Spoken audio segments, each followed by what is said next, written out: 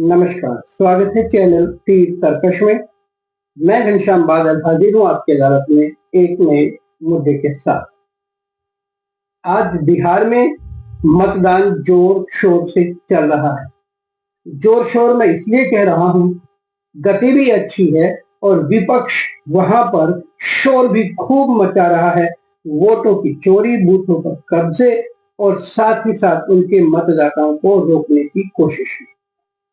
बिहार पर एक नजर यदि हम डालें तो आज 18 जिलों की 121 विधानसभा सीटों पर 45,341 मतदान केंद्रों पर मतदान की प्रक्रिया जारी है और लगभग 3.75 करोड़ मतदाता इस बार इस मतदान प्रक्रिया में भाग ले रहे हैं। लगभग 13,114 प्रत्याशी अपनी किस्मत आजमा रहे हैं, लेकिन इनमें महिलाओं की संख्या है केवल 122। एक बड़ा सवाल। बात करते हैं महिलाओं के हित की, बात करते हैं महिलाओं के वोटों के आधार पर होगी जीत और हार, लेकिन जब आती है टिकट की बारी तो पीछे छोड़ दी जाती है नारी। खैर, एक निगाह डालते हैं मतदान की गति और मति किस प्रकार से चल रही है। सुबह 9 बजे तक बिहार में लगभग 13.43% मतदान किया गया।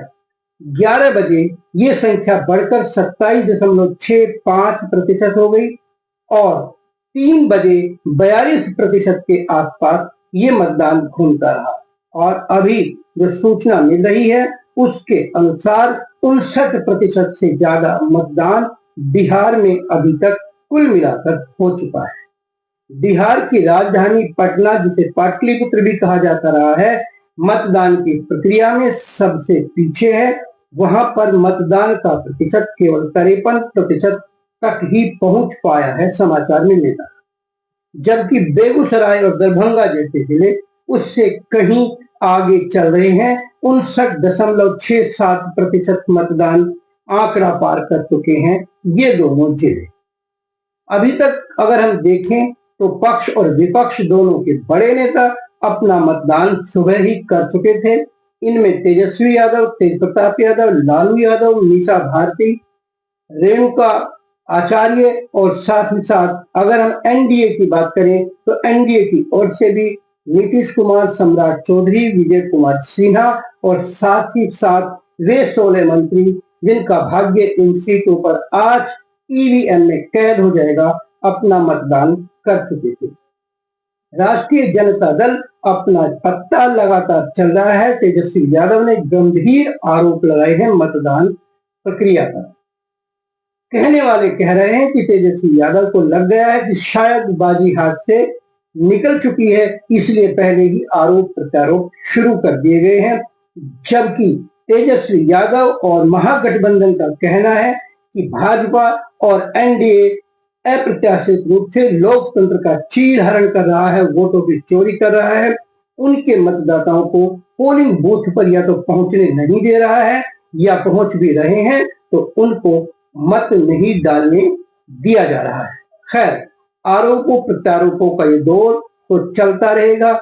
मतदान के दौरान भी चल रहा है, बाद में भी चलेगा, परिणाम के बाद भी आरोप लगाए जा सकते हैं यदि परिणाम मनमाफिक नहीं रहता है तो।